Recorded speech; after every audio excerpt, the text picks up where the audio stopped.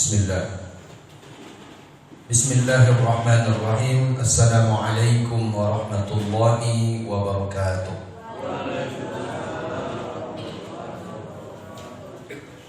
Alhamdulillahi haqqa hamdi, wassalatu wassalamu ala nabiyyihi wa rasulih, wa ala alihi wa sahbihi wa man tabi'ahu ila yaumi liqa'i rabbih.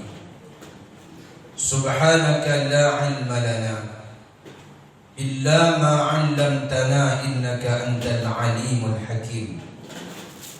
Rabbi shrah li sadri wa yassir li amri wahlul 'uqdatam min lisani yafqahu qawli, amma ba'du.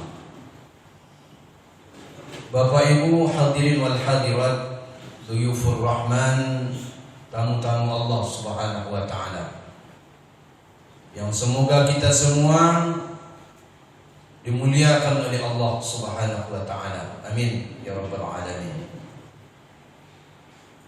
Segala puja dan puji milik Allah Subhanahu wa taala yang telah menganugerahkan kepada kita beragam macam nikmat, sehingga pada subuh yang mulia ini kita bisa hadir menjadi tamu-tamu kemuliaan Allah Subhanahu wa taala.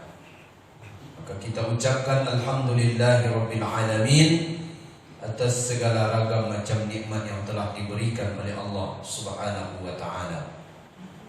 Salawat dan salam teruntuk baginda Rasulullah sallallahu alaihi wasallam dengan ucapan Allahumma salli ala sayyidina Muhammad wa ala ali sayyidina Muhammad. Assalamu alayka ya Rasulullah. Bapak Ibu hadirin wal hadirat, dhuyufur rahman yang berbahagia. Kajian kita subuh ini adalah Tadhkiratul maut, mengingat-ingat kembali tentang kematian. Karena saya yakin dan hakul yakin, kita yang hadir dalam majelis ini tidak ada yang kekal dan abadi. Satu saat, satu ketika, kalau sudah sampai waktu yang telah ditentukan oleh Allah, tua, muda, besar, kecil, kaya, miskin, pasti akan mengalami satu peristiwa yang semua orang mengkhawatirkan kedatangannya. Itulah dia kematian. Betapapun hebatnya sampai para nabi alaihi wassalatu wassalam, tidak ada yang kekal dan abadi. Yang kekal itu wa yabqa wajhu rabbika dzul jalali wal ikram. Yang kekal itu Allah Subhanahu wa taala. Sampai para malaikat yang begitu mulia dan besar tidak kekal. Satu ketika kalau sudah sampai nanti masanya, ada yang malaikat yang diwafatkan oleh Allah Subhanahu wa taala, dan ada juga malaikat yang dikhususkan oleh Allah Subhanahu wa taala belum meninggal dunia, belum wafat, walaupun sudah ditiupkan sangkakala pertama. Begitu hadis Nabi sallallahu alaihi wasallam menyebutkan.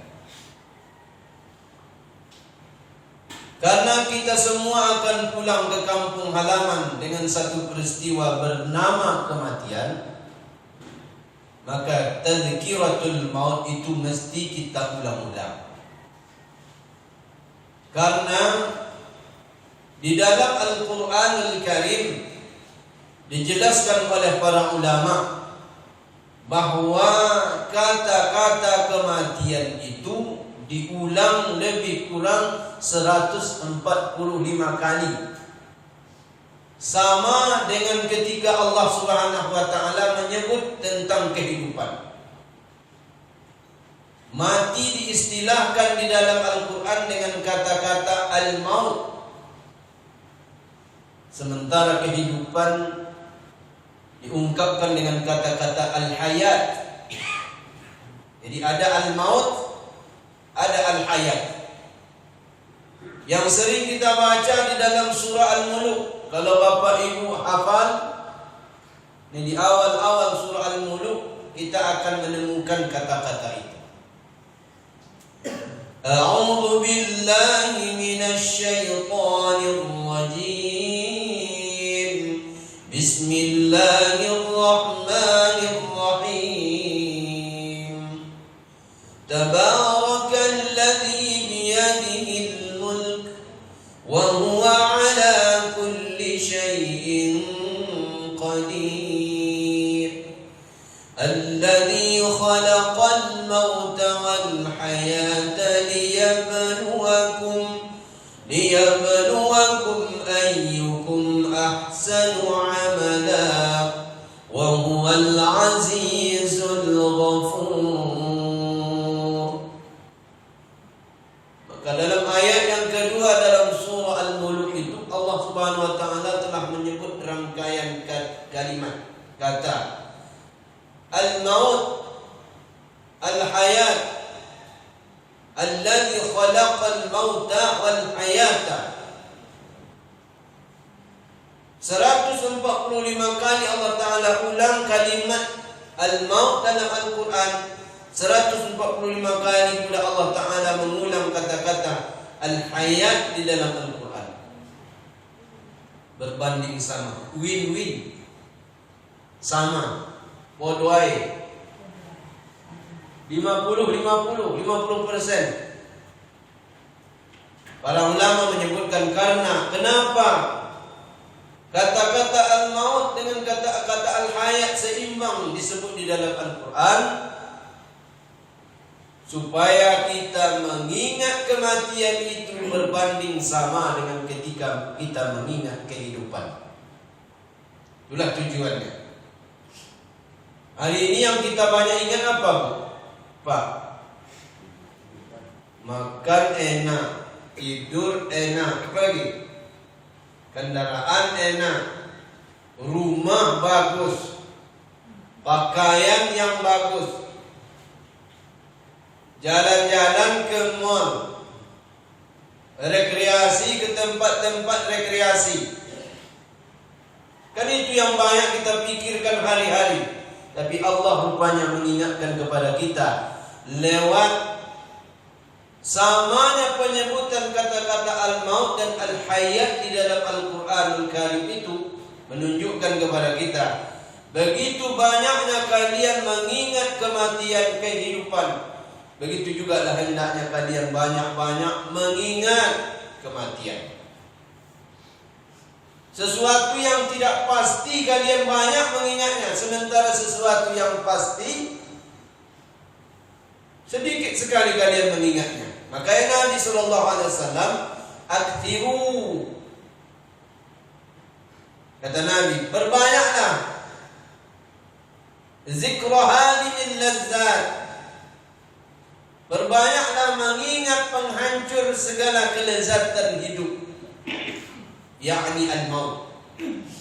Jadi kematian itu diistilahkan oleh Nabi hadhil lazzat, penghancur segala kelezatan hidup. Kalau sudah mati Pak Bu, makan enak itu tidak terasa lagi. Tidur yang lasuh kata orang tu terasa. Kalau tidak percaya cobalah rasa.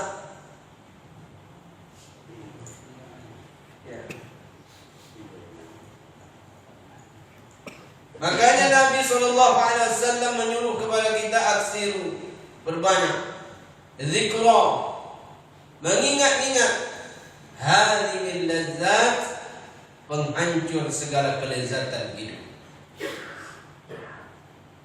Bapak Ibu hadirin yang dimuliakan oleh Allah Subhanahu wa taala.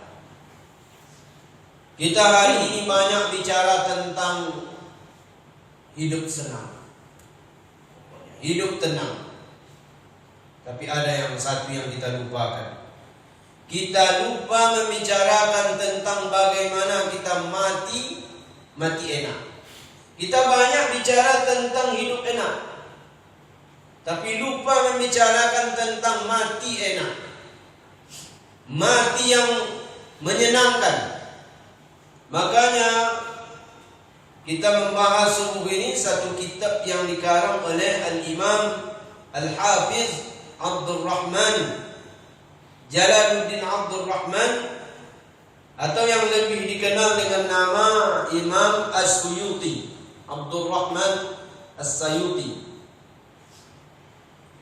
Satu kitab yang dikarang oleh beliau, Risalah. Risalah ini kitab yang tak panjang lebar, tapi berisi hadis Nabi dan berisi athar sahabat dan athar daripada tabi'in tentang menceritakan indahnya kematian. Selama ini kematian bagi kita, kalau kita dengar kematian itu sangat menakutkan. Benar tak Pak? Kalau kita dengar kematian itu menakutkan, menyedihkan, menyebabkan kita terpukul habis-habisan. Tapi Imam As-Suyuti lewat kitab ini dinukil beberapa hadis, asar, mengajarkan kepada kita bahwa kematian itu tidak selalu disikapi dengan kesedihan berkepanjangan. Imam As-Suyuti mengajarkan kepada kita satu kitabnya yang berjudul Busyral Kaib, kabar gembira bagi orang bersedih. Itu artinya Busyral Kaib biliqa'il habib, kabar gembira bagi orang yang bersedih. Biliqa'il habib, bahwa dia akan bertemu dengan kekasihnya nanti setelah mati. Inilah kitab ini menjelaskan kepada kita. Beransur dan berinsur kita membaca hadis satu demi satu, asar para sahabat. Kita jelaskan sesuai dengan penjelasan para ulama. Mudah-mudahan dengan hadirnya, tampilnya kitab risalah yang sederhana ini di hadapan kita, mengubah persepsi kita tentang kematian yang selama ini menakutkan, yang selama ini mencemaskan, yang selama ini kita hindari, yang selama ini menyebabkan kita terpukul, sedih habis-habisan. Tapi setelah kita membaca risalah, kitab yang sederhana ini, insya Allah ada keinginan kita untuk mati cepat. Ada keinginan kita untuk mati cepat, tapi jangan diminta. Karena meminta kematian juga tidak boleh. Yang boleh adalah, ya Allah, berikan aku kematian kalau kematian itu baik bagiku, dan berikan aku kehidupan kalau kehidupan itu baik bagiku. Apa gunanya kita dipanjangkan oleh Allah Ta'ala umur, tapi umur itu rupanya tidak ada kebajikan di dalamnya, justru menumpuk-numpuk dan menambah-nambah dosa kepada Allah Subhanahu wa Ta'ala.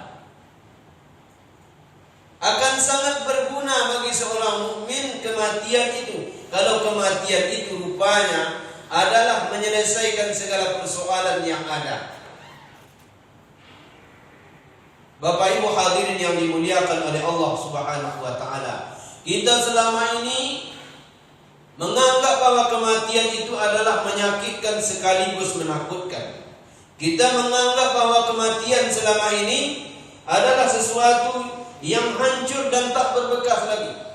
Pokoknya kalau sudah mati tidak ada hubungannya lagi, habis.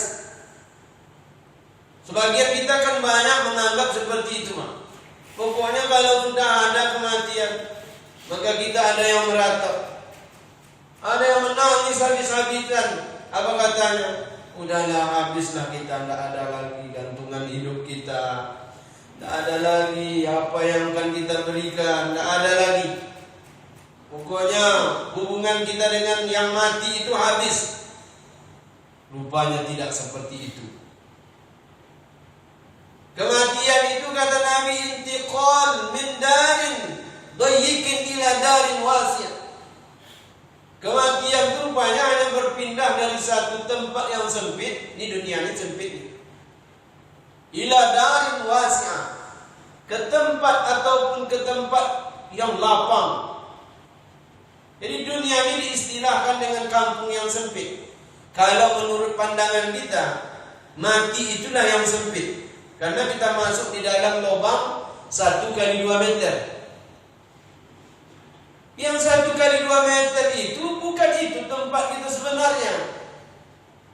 Ada alam yang lebih luas lagi dibandingkan dengan alam dunia. Bayangkan, ini saya beritahu hanya sekilas saja, nanti akan kita bahas. Nabi menyebutkan ketika orang meninggal dunia, orang mukmin meninggal dunia, maka di dalam kuburnya sudah dibentangkan pemandangan-pemandangan alam kubur yang hijau ranau itu.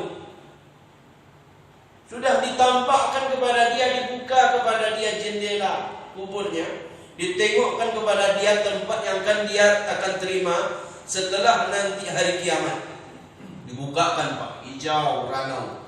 Ada kebun-kebunnya, ada tempat-tempat taman-tamannya, ada istana-istananya. Akan ditampakkan seperti itu. Kata Nabi SAW, berapa besarnya, berapa jaraknya tempat yang sudah disediakan oleh Allah pemandangan itu. Kata Nabi, sejauh mata memandang, itulah tempat kita.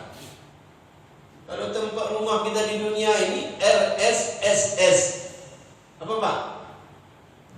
Rumah sangat sederhana sekali, sampai selunjuran pun susah. RSSSSS, itulah dia. Sampai kita selunjuran pun bayang. Tapi nanti ketika kita masuk ke alam kubur, Allah Ta'ala tengokkan kepada kita pemandangan. Bapak Ibu yang hadir di sini, bercita-cita tak untuk yang seperti itu? Bercita-cita tak kalau nanti masuk ke alam kubur, setelah ditinggalkan oleh keluarga kita pergi ke rumah masing-masing, anak-anak kita bekerja, bahkan anak-anak kita sudah mulai melupakan kita. Ketika orang lain sudah mulai melupakan kita, Allah Ta'ala tidak melupakan kita. Allah bentangkan pemandangan tempat kita nanti setelah hari kiamat. Allah tengokkan kepada kita tempat kebun-kebun yang hijau, pemandangan-pemandangan yang bagus, harum semerbak. Bahkan bidadari-bidadari sudah memanggil-manggil kita. Cepatlah Pak, cepatlah. Maka orang mukmin, kata Nabi, ketika dia sudah dikuburkan, dia minta kepada Allah, Allahumma ajjilil yaumal qiyamah. Ya Allah, cepatkan hari kiamat. Cepatkan. Kenapa orang mukmin minta dicepatkan hari kiamat kepada Allah Ta'ala, Pak? Karena ruhnya itu sudah tidak tahan lagi, ingin meloncat masuk kepada alam yang dia tengok itu, tempat yang sudah disediakan untuknya. Sudah mau meloncat, kata Nabi, ruhnya itu. Kalau bisa meloncat, meloncatlah. Tetapi sebelum dia masuk ke alam yang sudah diciptakan untuk dia, tempat yang begitu indah, maka sudah diberikan persekotnya di dalam alam kubur itu. Sudah diberikan wewangian-wewangian surga masuk ke dalam alam kuburnya, Pak. Tapi sebaliknya pendosa yang banyak maksiat kepada Allah, ditampakkan di hadapan mukanya tempatnya setelah nanti dia diadili di hari kiamat. Apa tempatnya? Neraka sudah dibentangkan kepada dia. Akhirnya apa? Dia minta kepada Allah, ya Allah, tundalah dulu hari kiamat. Kenapa dia minta ditunda hari kiamat? Karena dia tahu bahwa tempat dia setelah ini, setelah alam kubur itu, masuk nanti ke alam akhirat, tempat yang sudah disediakan oleh Allah lebih dahsyat daripada apa yang dia terima di alam kubur. Makanya dia minta kepada Allah, ya Allah, undurlah dulu hari kiamat, undurlah dulu.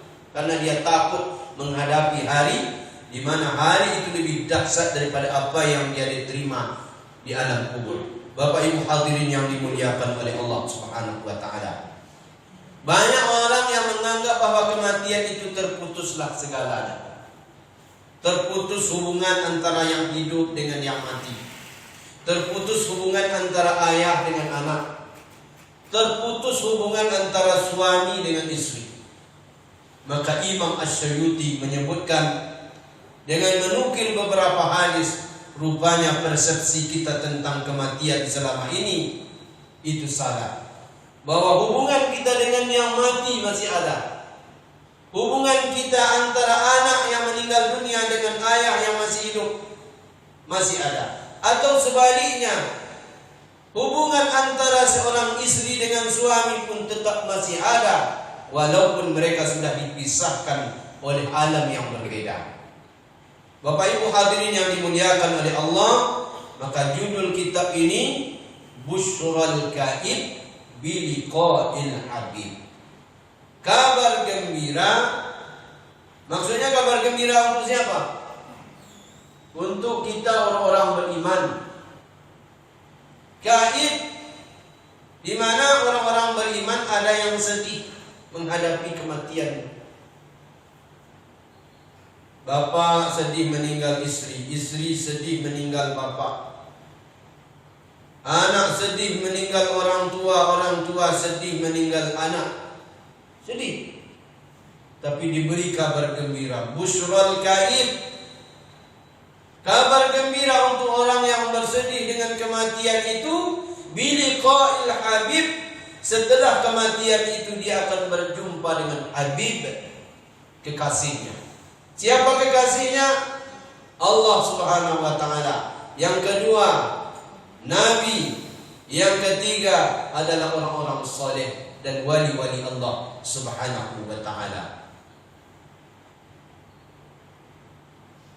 Bab pertama yang akan kita bahas adalah zikru fadlil mauti wa annahu khairum minal hayat. Bab pertama ini menceritakan tentang keutamaan mati, dan mati itu rupanya lebih baik daripada hidup. Kalau kita tahu hakikat kematian itu sebenarnya, kematian itu lebih baik daripada hidup. Jadi kalau ada keluarga yang meninggal dunia, kalau dia masih beriman, maka ada kegembiraan di dalam hati Pak. Alhamdulillah, anak saya, keluarga saya diwafatkan oleh Allah Ta'ala dalam keadaan beriman. Itu yang menjadi kebahagiaan kita. Tapi kalau dia mati dalam keadaan tidak beriman, maka perlu disedihkan. Menangislah berkepanjangan. Apa sebab? Kalau dia mati dalam keadaan beriman, maka dia satu ketika akan diberikan rahmat oleh Allah setelah kematian itu. Tapi kalau dia mati dalam keadaan tidak beriman, maka dia akan mendapatkan penderitaan yang benar, yang sebenar-benarnya ketika dia sudah masuk ke dalam kubur. Jadi kematian itu rupanya lebih baik daripada kehidupan yang kita alami. Hadis pertama, Ali bin Umar radhiyallahu taala anhuma qala, dari Ibnu Umar radhiyallahu taala anhuma. Ibnu Umar ini namanya Abdullah ibnu Umar. Abdullah bin Umar, anak Umar bin Khattab. Apa kata ibunda Aisyah menceritakan tentang Ibnu Umar ini atau Abdullah bin Umar ini? Ma ra'aitu ahadan. Kata Nabi, kata Aisyah radhiyallahu anha, aku tidak pernah melihat satu orang pun ta'ahudan yang dia memang betul-betul berpegang teguh, betul mengikuti Nabi SAW, min Ibnu Umar, dibandingkan dengan Ibnu Umar. Jadi Ibnu Umar ini, kalau kita mau menengok bagaimana stil kehidupan Nabi dalam hari-harian, maka tengoklah Ibnu Umar. Ibunda Aisyah menceritakan begitu. Satu ketika disebutkan di dalam riwayat, Nabi SAW sering duduk di satu tempat. Di satu tempat itu ada pokok kayu, Pak.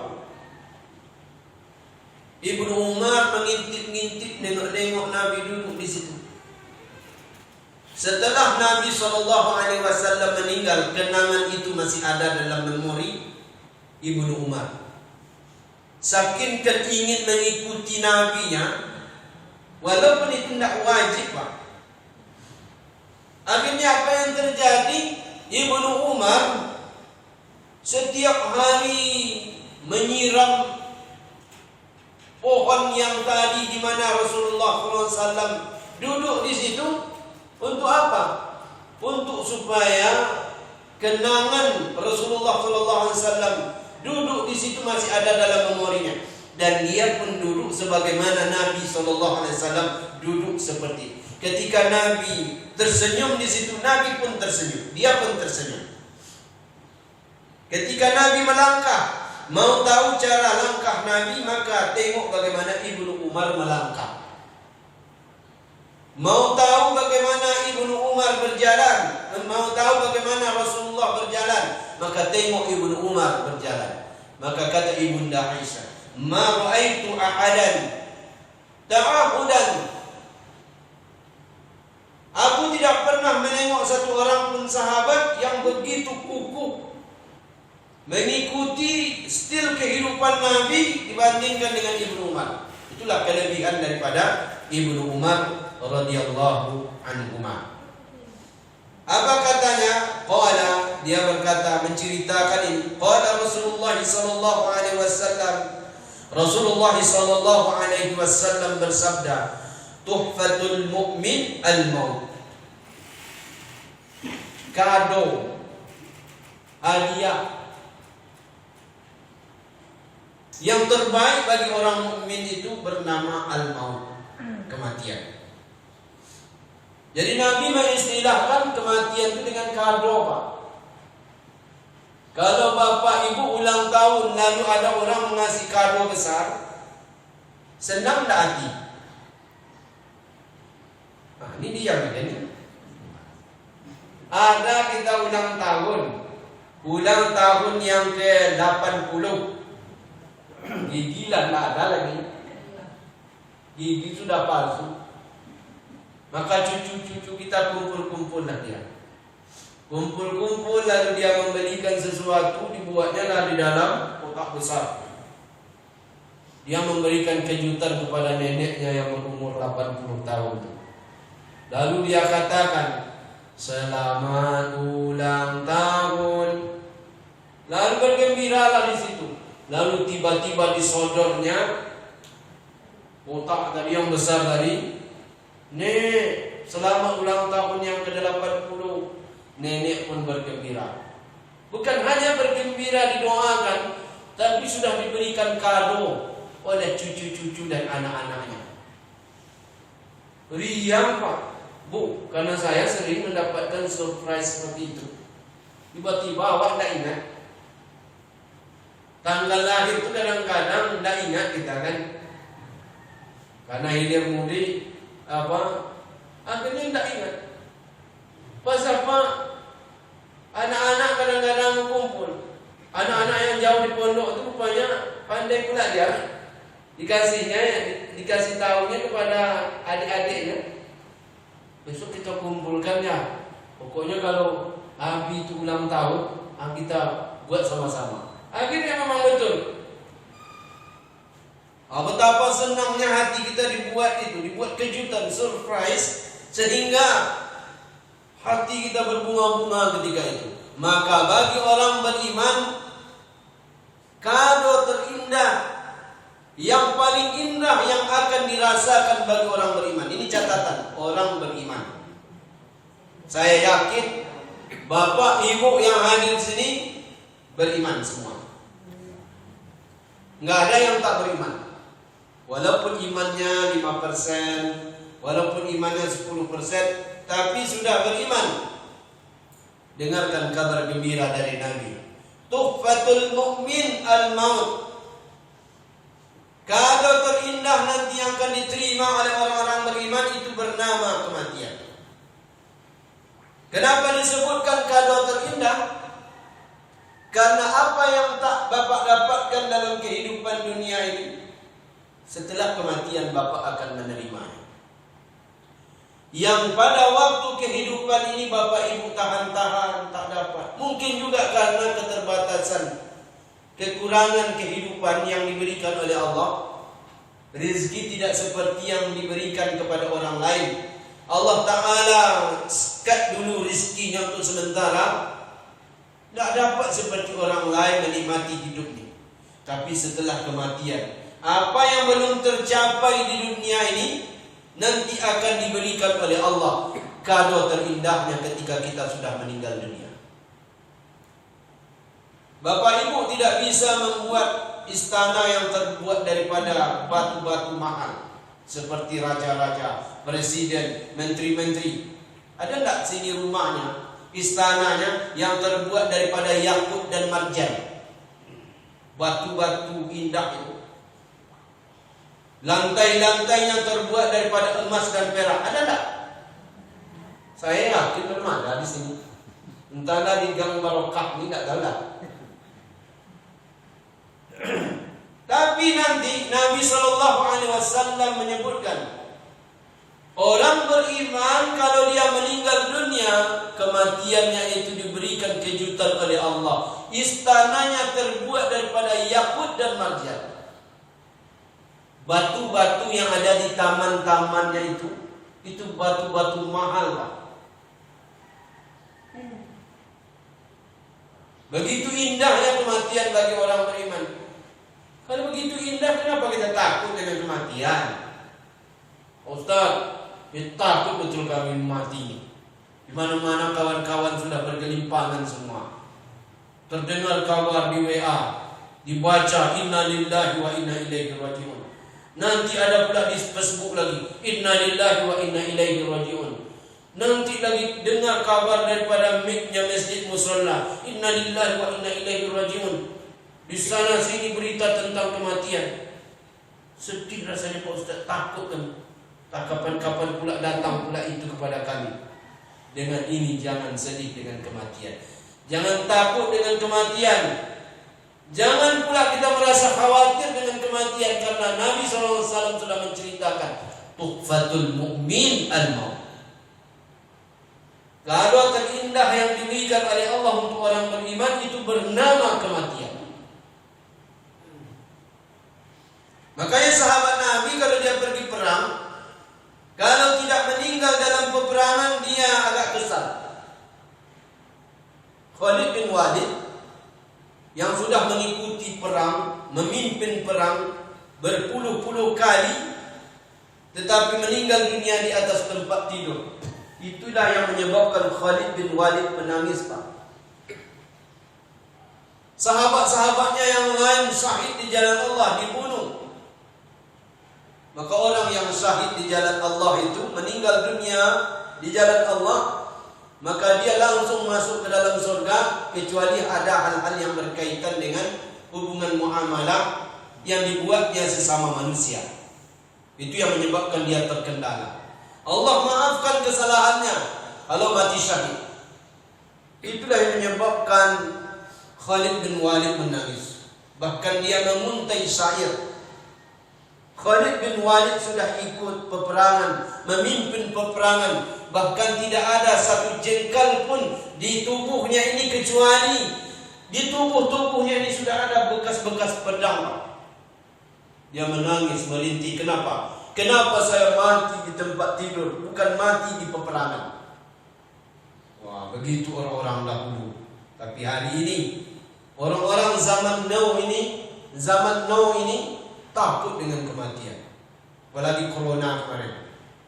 Ya Allah, corona kemarin kalau sudah dengar selinai, semua takut. Ini jangan-jangan nih ke rumah kita pula datang lagi selinai. Bapak Ibu hadirin yang dimuliakan oleh Allah. Itu hadis pertama dari Ibnu Umar.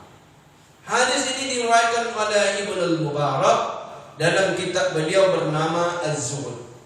Hadis kedua, wa 'anil Husain bin Ali radhiyallahu taala anhuma. Dari Husain, cucu Nabi. Ada Hasan, ada Husain. Hasan abangnya, Husain adiknya. Kedua-duanya syahid.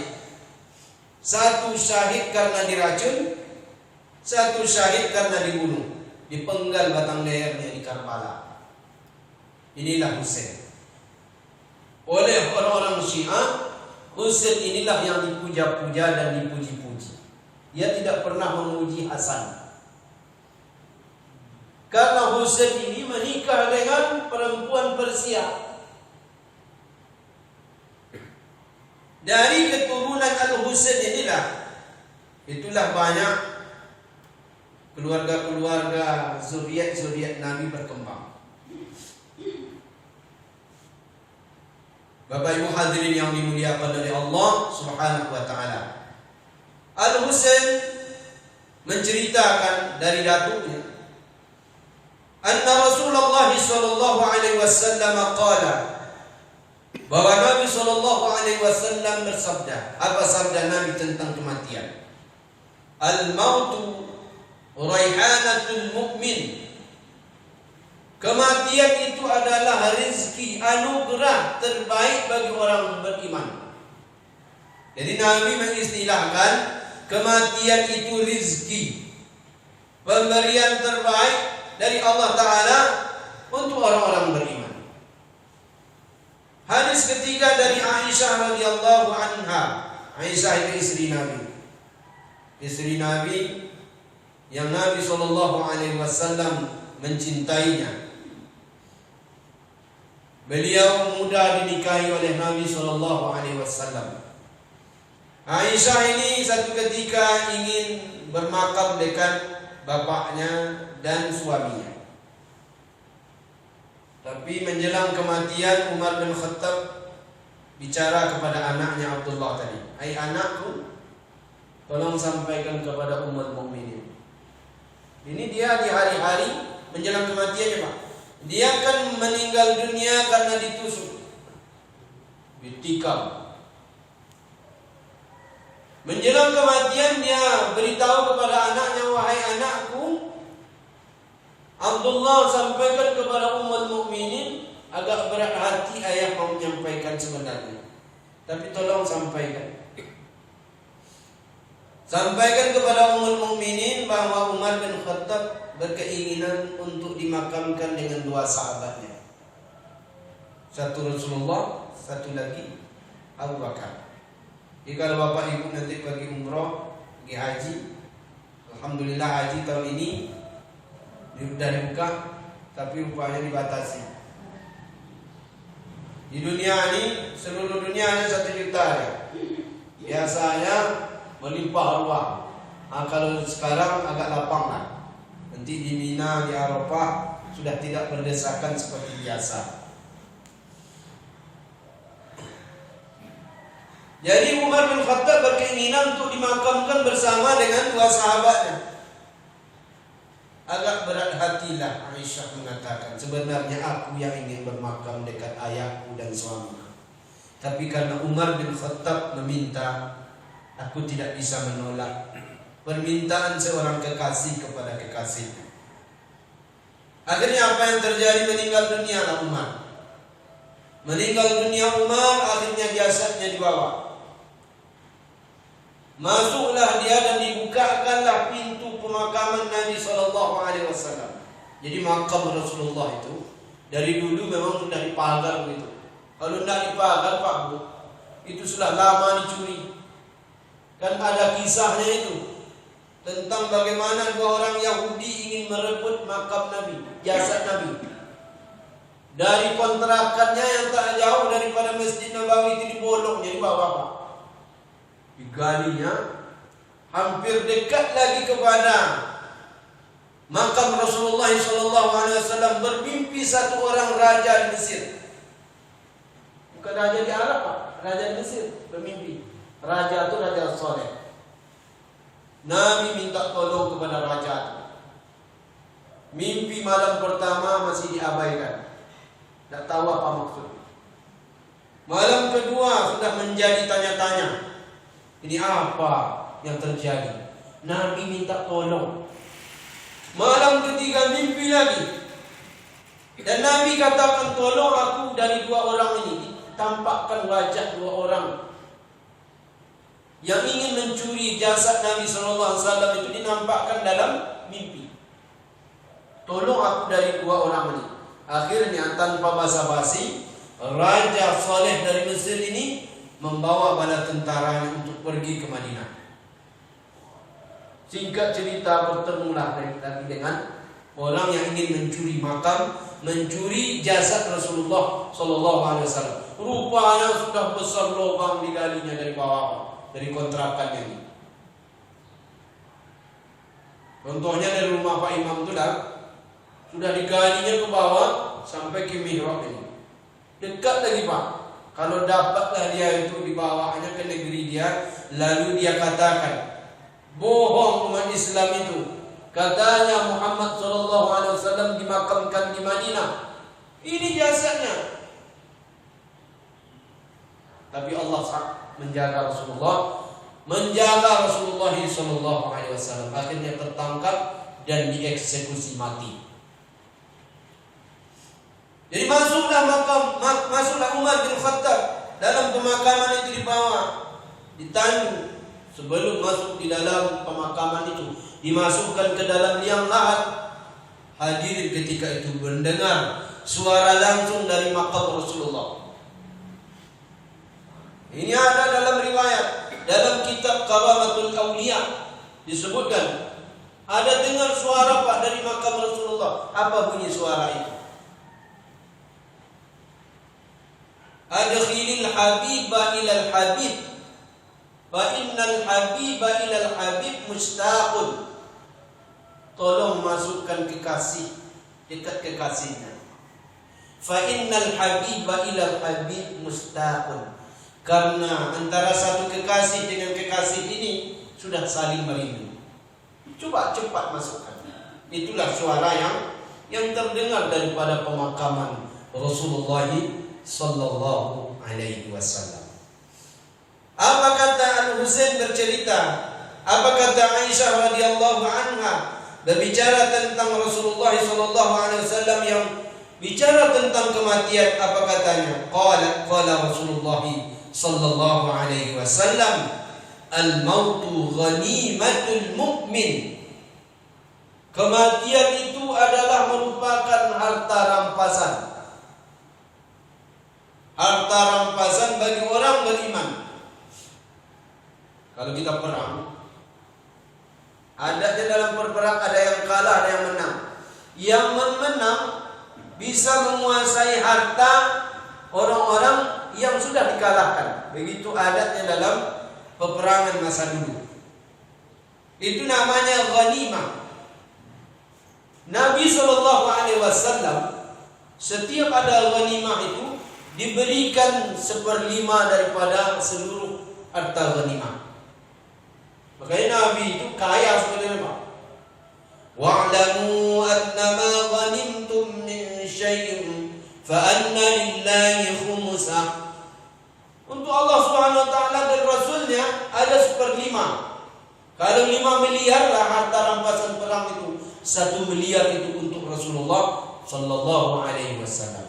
Tapi Rasul Sallallahu Alaihi Wasallam tak tampak seperti orang kaya. Karena apa? Hartanya habis digunakan untuk agama.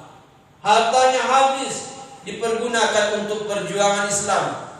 Hartanya habis untuk menegakkan kalimat Allah Subhanahu wa taala ini, supaya kalimat Allah Subhanahu wa taala tersebar ke seluruh penjuru dunia.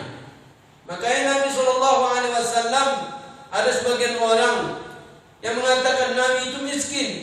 Nabi tidak miskin, tetapi harta beliau tidak sempat berlama-lama disimpan di bawah kasur. Ada saja beberapa dirham. Nabi SAW menyuruh Aisyah untuk mengambil dan disedekahkan kepada orang yang memang membutuhkan. Jadi kematian oleh Nabi SAW disebutkan ghanimah, harta rampasan. Berarti kalau kita mati, maka kita menjadi orang yang kaya pada hakikatnya. Itulah Nabi mau mengistilahkan itu. Bapak Ibu hadirin yang dimuliakan oleh Allah Subhanahu wa taala. Hadis terakhir yang kita bahas pada hari ini adalah dari Mahmud bin Lubaid radhiyallahu anhu, seorang sahabat Nabi. Apa kata beliau? Anna Nabiy sallallahu alaihi wasallam qala, Nabi sallallahu alaihi wasallam bersabda, yakrahu ibnu Adam al-maut. anak cucu cicit keturunan Nabi Adam ini pasti tak suka dengan kematian. Saya tanyalah kepada bapak ibu semua, ibu senang tak mati? Pasti jawabannya tak. Nak Ustaz kalau bisa tak mati-mati. Mau panjang juga lagi. Makanya kita banyak doanya apa? Allahumma tawwil umurana. Ya Allah panjangkan umur kami. Kan itu doa kita. Tidak ada doanya ya Allah qassir umurana. Ya Allah pendekkan umur kami, kan tidak ada. Panjang umur itulah yang kita minta. Kenapa? Karena kita memang takut dengan kematian. Nabi sudah menyatakan bahwa kita tidak suka dengan kematian. Bahkan berita-berita tentang kematian pun kita tidak suka. Diumumkanlah begitu, inna lillahi wa inna ilaihi raji'un. Telah berpulang ke rahmatullah Bapak Sianu bin Sianu. Meninggal pula katanya kan. Itu tandanya bahwa kita tidak menyukai kematian. Maka Nabi menyebutkan yaqrabu bunu Adam al-maut. Anak cucu cicit keturunan Nabi Adam ni tak suka dengan kematian. Wal mautu khairul lahu minal fitnah. Padahal sebenarnya kalau dia tahu hakikat kematian itu lebih baik baginya daripada kehidupan. Kehidupan ini susah Pak. Mencari dari pagi sampai malam. Malam sambung lagi, siang tak tahu, malam tak tahu. Siang jadi malam, malam jadi siang. Susah tak hidup di dunia ini Pak? Saya tanyalah kepada bapak-bapak yang semua ini, susah nak kehidupan dunia ini? Susah. Apalagi nanti pertalite mau dibatasi. Harus katanya pakai apa? Itu entah hoak, entah apa, tak tahulah. Tapi nanti harus terdaftar pula kita Pak di dalam aplikasinya itu. Kalau kita tidak terdaftar, tidak bisa membelinya Pak. Susah tak itu? Susah. Apalagi minyak goreng kemarin pernah hilang, sawit sudah semakin menurun. Ya, naiknya luar biasa. Tapi ketika turun, sampai kadang-kadang berbuang-buang aja, busuk-busuk aja apa itu sawit. Susah Pak. Mendengar di pasar kita pergi, ya Allah berapa harga cabai 1 kilo? Apa kata pedagang? Untung ada Pak katanya. Untung pun ada. Untung ada. Di Jawa sana sudah sampai ratusan tadi. Enaknya pedagang ngomong kayak gitu kan. Untung katanya ada. Ya untung juga, Indonesia ini kan serba untung. Sudah mati untung juga lagi. Ditabrak mobil untung juga lagi.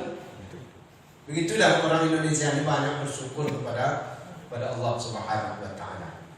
Dan Nabi SAW menyebutkan kematian itu dibenci oleh anak cucu cicit keturunan Nabi Adam ini. Kita-kita nih. Padahal kalau kita tahu hakikat tentang kematian itu, maka kematian itu lebih baik daripada kehidupan. Dunia ini menyebabkan kita susah Pak. Orang mendapatkan dunia menangis, membunuh-bunuh, memfitnah-fitnah, jegal-menjegal, kemudian tarik-menarik, yang sudah naik ditarik turun ke bawah. Bayangkan itu. Dunia ini menyebabkan orang hina menjadi lebih hina. Dunia ini menyebabkan orang yang mulia terkadang jadi hina. Itulah dia dunia. Tapi kalau kita sudah meninggal dunia, maka kematian itu menyebabkan orang-orang beriman dimuliakan. Dia bahkan seolah-olah seperti raja Pak di alam kubur. Dia seperti ratu-ratu bidadari. Jadi bapak-bapak yang hadir ini nanti akan jadi raja-raja di tempat bapak di dalam surga.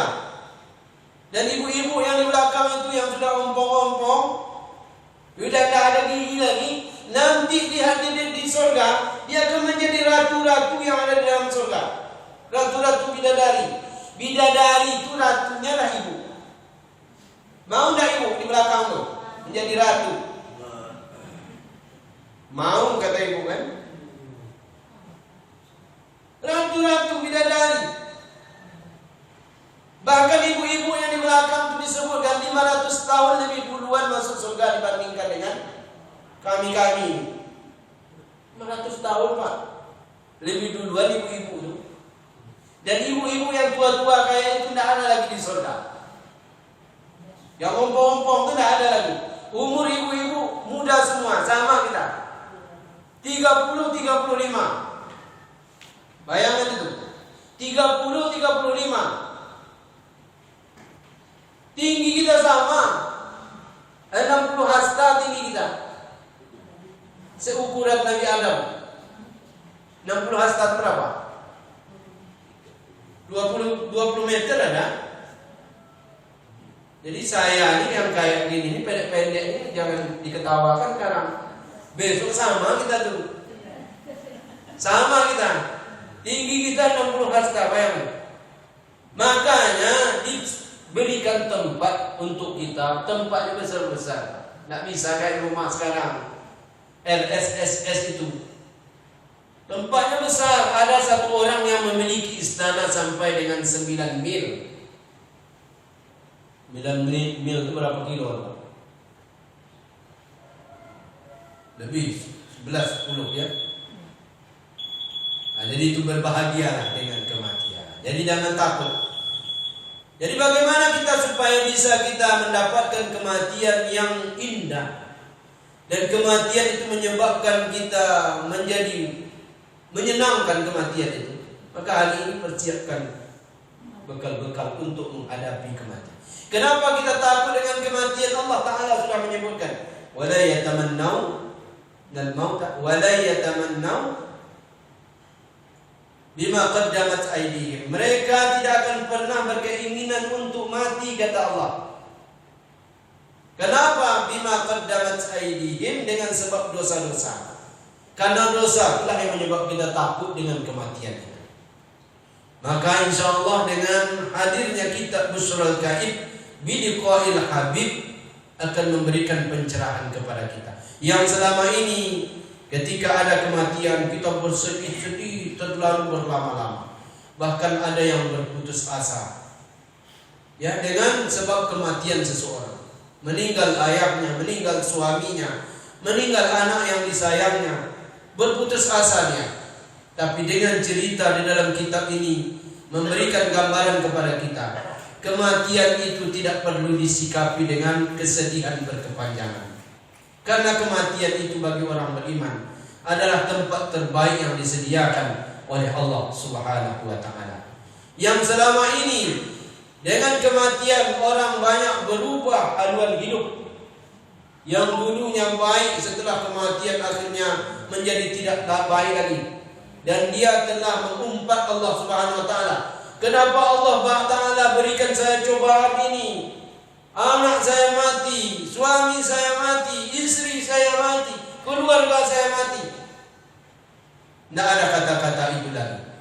Kita hanya bisa mengucapkan kepada Allah Subhanahu wa Ta'ala, Alhamdulillahirabbil alamin. Kemudian baru kita ucapkan inna lillahi wa inna ilaihi raji'un.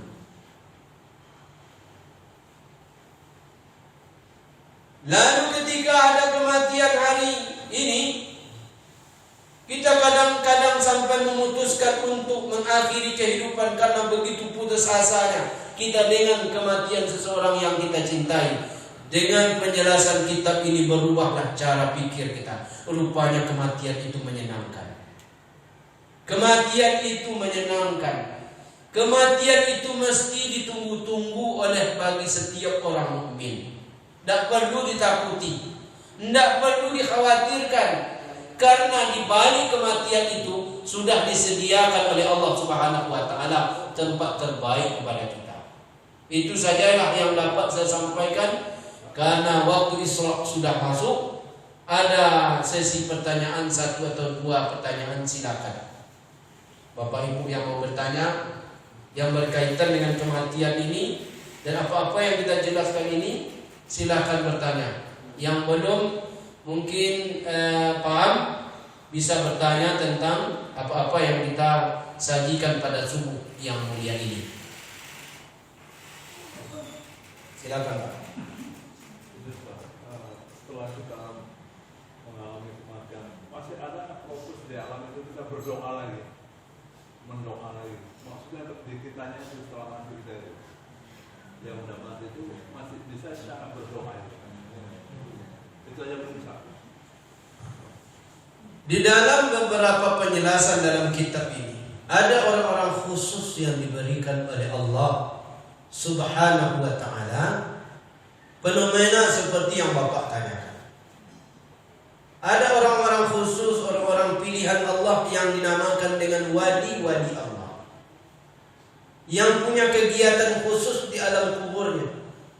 Dia bisa sholat, dia bisa baca Al-Quran. Ini nanti ada penjelasan.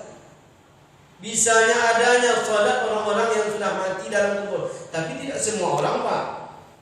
Orang-orang khusus pilihan Allah. Ketika makamnya seorang ulama besar bernama Sabit Bunani, ketika itu ada orang mau menggali kubur. Rupanya di samping kubur yang digali itu ada kubur Sabit Bunani, seorang ulama besar. Terbongkarlah itu batu untuk penutup daripada kubur makamnya Said Sabit Bunani rahmatullah alaihi. Ketika dibongkar itu, berlubanglah kubur itu, diintip oleh penggali kubur. Ini ada ceritanya dalam kitab. Diintip oleh penggali kubur. Lalu ketika diintip, terlihatlah di dalam itu ada seorang yang sedang membaca Al-Quran. Sampai orang yang menggali kubur ini pun mengatakan, aku benar-benar melihatnya. Artinya apa? Ada orang-orang khusus diberikan oleh Allah, tidak semuanya. Seperti para nabi. Nabi ketika kita bersolawat kepada dia, radda alaihi salam. Solawat kita itu, doa yang kita peruntukkan kepada Nabi lewat solawat itu, dikembalikan lagi oleh Nabi. Nabi berdoa kepada Allah untuk kebajikan kita. Tidak semua orang Pak. Orang-orang pilihan-pilihan Allah, orang-orang soleh, orang-orang yang dicintai oleh Allah yang dapatkan fasilitas itu. Kalau kayak saya ini mungkin tak dapatlah karena banyak dosa. Artinya apa? Ada orang-orang khusus yang diberikan oleh Allah Subhanahu wa ta'ala untuk mendapatkan fasilitas. Jangankan itu, untuk sholat pun mereka bisa di dalam kubur. Bahkan ketika tadi cerita tentang kuburnya, makamnya Sabit Bunani rahmatullah alaihi terbuka itu, maka ditanya, yang dalam kubur pun bertanya kepada yang menggali, aqamatis sa'ah,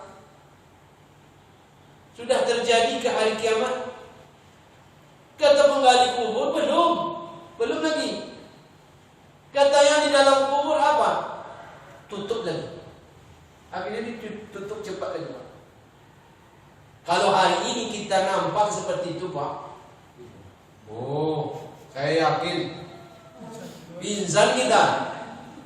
Karena fenomena ini tidak semua orang bisa melihat. Karamatullah, pemberian kemuliaan yang diberikan oleh Allah itu tidak semua orang bisa Pak, yang seperti itu. Khususnya kepada yang membaca Al-Quran di dalam kubur. Kan ada riwayat, ada sahabat yang ketika berkemah itu dia mendengar di bawah itu, rupanya di bawah tempat dia berkemah itu ada kuburan, rupanya kuburan lama. Malam-malam terdengar ada yang membaca Tabarakalladzi biyadihil mulku wa huwa ala kulli syai'in, sampai 30 ayat. Besoknya mereka melapor kepada Nabi, ya Rasulullah, kami berkemah rupanya di kuburan, di bawah itu ada kubur. Malam-malam kami mendengar ada yang membaca Tabarakalladzi sampai selesai. Apa kata Nabi? Iyal munjiyah wal mani'ah. Surat Tabarakalladzi itu adalah surat Al-Mani'ah, yang melarang, yang menghalang orang lain daripada azab. yang menghalang azab daripada penghuni-penghuni kubur yang mengamalkan tabarakalladzi.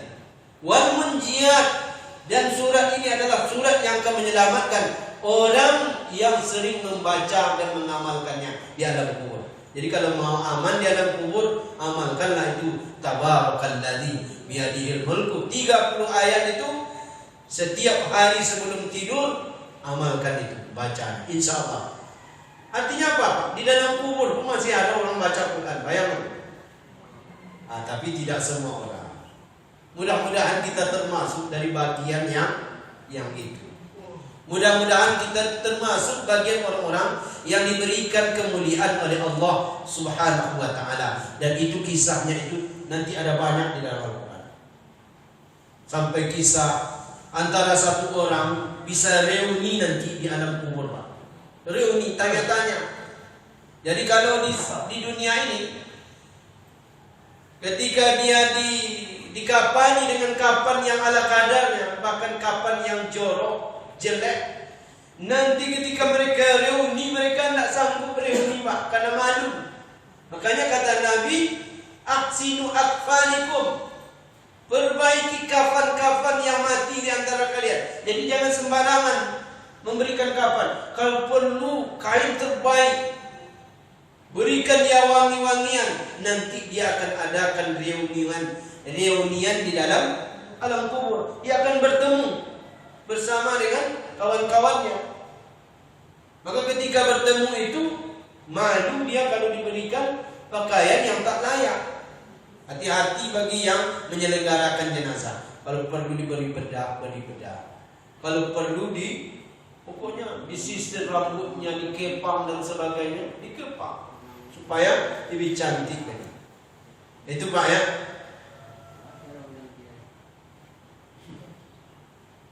Masih ada Pak Mo?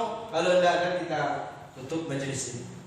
Sama-sama dengan menutup dengan doa kifaratul majlis. Subhanakallahumma rabbana wa bihamdika asyhadu an la ilaha illa anta astaghfiruka wa atubu ilaik. Wassalamualaikum warahmatullahi wabarakatuh.